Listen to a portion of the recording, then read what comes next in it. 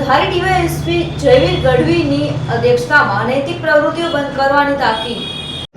ધારી ડિવિઝનના અસામાજિક તત્વોને પોલીસ દ્વારા કડક ચેતવણી આપવામાં આવી છે। ધારી, બગસરા, ખાંભા અને ચલાલા પોલીસ મથકના ગુનાહિત તત્વોને પોલીસ સ્ટેશન પર ભેગા કર્યા હતા। ધારી ડીવાયએસપી જયવીર ગઢવીની અધ્યક્ષતામાં અનૈતિક પ્રવૃત્તિઓ બંધ કરવાની તાકીદ કરવામાં આવી છે। ડીવાયએસપી જયવીર ગઢવીએ અસામાજિક તત્વોને ટકોર કરતા જણાવ્યું હતું કે કાયદામાં રહેશો તો જ ફાયદામાં રહેશો। તડીપારની કાર્યવાહી થયેલી છે। જે ગુજરાત સરકારનો આની પહેલા પણ અભિગમ છે, બરોબર છે। જેટલાય લોકોએ પણ કોઈ પણ ગુનામાં ઇન્વોલ્વ થયા હોય એમનું રેગ્યુલર ચેકિંગ કરવું। એની સિવાય અમારા જેટલા પણ જે ઇકોનોમિક ઓફેન્સીસના જે છે એની સામે પોલીસે મેન્ટર અપોઇન્ટ કરેલા છે અને એમનું પણ રેગ્યુલર ચેકિંગ કરતા હોઈએ છીએ। આજે આપ સૌને ડિવિઝન ઓફિસે બોલાવવાનો તાત્પર્ય એટલો જ છે કે આપણે અહીંયાથી વોર્નિંગ આપવાની છે।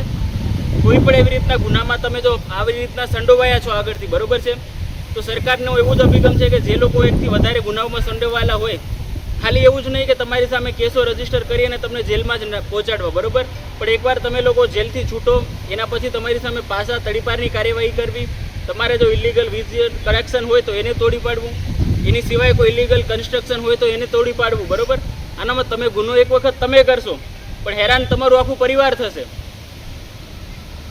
એટલે તમને એવું લાગતું હોય કે અમે એકાદું કરીને છૂટી જશું તો એવું પોસિબલ નથી કોઈના માટે પણ। તમે હેરાન થશો, તમારું આખું પાછળથી પરિવાર હેરાન થશે અને એક વખત તમે જેલમાંથી છૂટી ગયા, બરોબર છે, તો એવું નહીં થાય કે તમારું મોનિટરિંગ ત્યાં પૂરું થઈ જાય। આજે જેમ તમને બોલાવવામાં આવ્યા છે એમ તમને કન્ટિન્યુઅસલી જ્યાં સુધી તમારા ગુનાહિત પ્રવૃત્તિ છે બંધ નહીં થઈ જાય, બરોબર, એના ઉપર ટોટલ મોનિટરિંગ રાખવામાં આવશે અને પોલીસ સ્ટાફ જે દ્વારા તમારી ઉપર રેગ્યુલર ચેકિંગ કરવામાં આવશે।